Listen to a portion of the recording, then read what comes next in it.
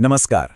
सोचिए एक ऐसा सेक्टर जिसे दशकों से भारत की शान माना जाता रहा, निवेशकों के लिए सबसे सेफ बेट, अचानक एक ही दिन में सब कुछ बदल जाता है। ऐसा लगा जैसे जमीन खिसक गई हो।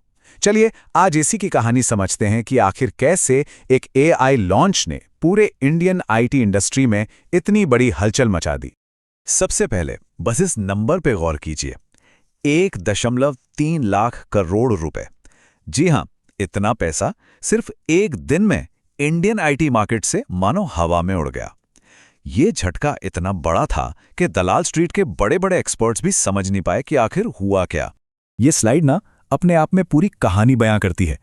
एक तरफ है पुरानी सच्चाई, वो आईटी सेक्टर जिसे हम सब जानते थे, एकदम सेफ इन्वेस्टमेंट, मिडिल क्लास का सपना और दुनिया में भारत की पहचान।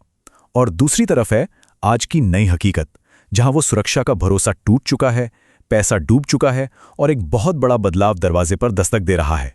तो सवाल यह है कि आखिर इस भूकंप का एपिसेंटर क्या था? किसने हिलाकर रख दिया इस इतने स्टेबल सेक्टर को? इसका जवाब एक नए शब्द में छिपा है, एक ऐसा शब्द जो आजकल पूरी इंडस्ट्री में खौफ का दूसरा नाम बन गया है, सास्पोकलिप्स। और पता है सबसे हैरान करने वाली बात क्या है?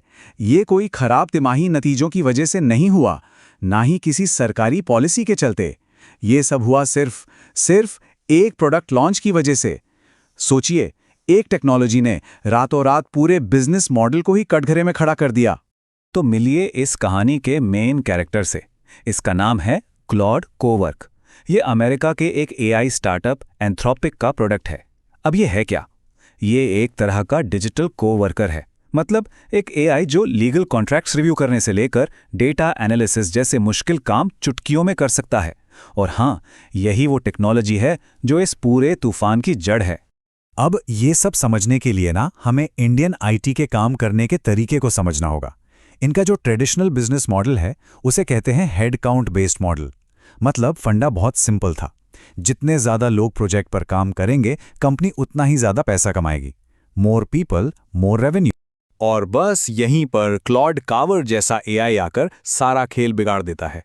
अब इन्वेस्टर्स सीधा सीधा सवाल पूछ रहे हैं, भाई अगर एक एआई वही काम बहुत कम पैसे में और बहुत तेजी से कर सकता है तो फिर 50 लोगों की टीम हायर करने की क्या जरूरत है? और ये सवाल ये सीधा सीधा इंडियन आईटी इंडस्ट्री के वजूद पर ही सवाल है। अब ऐसा नहीं था कि सिर्फ एआई ही विलन था। असल में दलाल स्ट्रीट पर एक परफेक्ट स्टॉर्म यानी एक बड़ा तूफान बन रहा था, जिसमें कई चीजें एक साथ मिल गई थीं। इसका असर देखिए, पूरा का पूरा निफ्टी आईटी इंडेक्स 4% से ज्यादा गिर गया अपने 4 महीने के सबसे निचले लेवल पर। यह इस बात का साफ संकेत था कि प्रॉब्लम किसी एक कंपनी की नहीं बल्कि पूरे सेक्टर की है।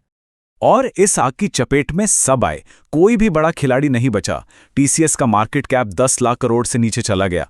इन्फोसिस और विप्रो के जो शेयर अमेरिका में लिस्टेड हैं वो बुरी तरह गिरे और उसका सीधा असर यहां इंडियन मार्केट पर भी देखने को मिला।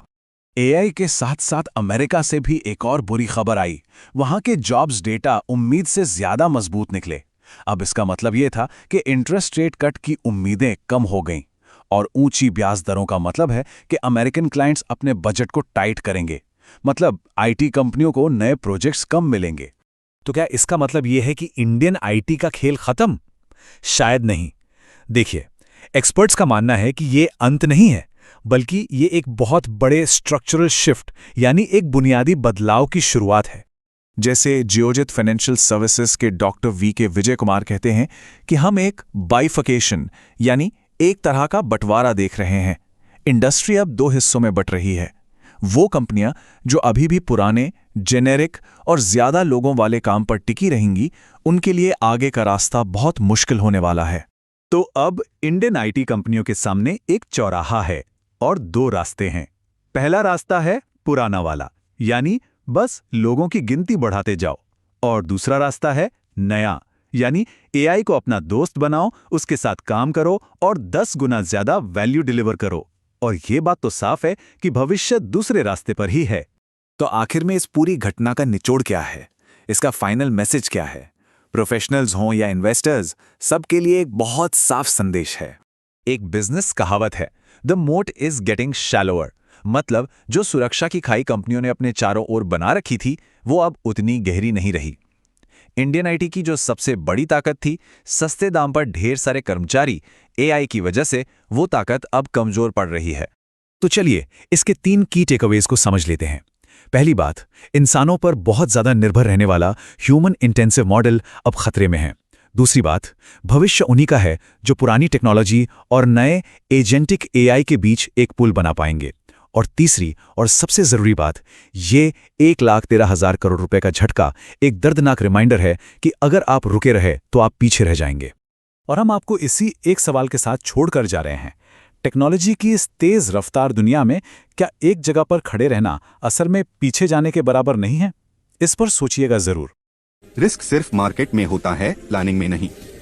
DGN कैपिटल मैनेजमेंट के साथ स्टॉक मार्केट, म्यूचुअल फंड और इंश्योरेंस।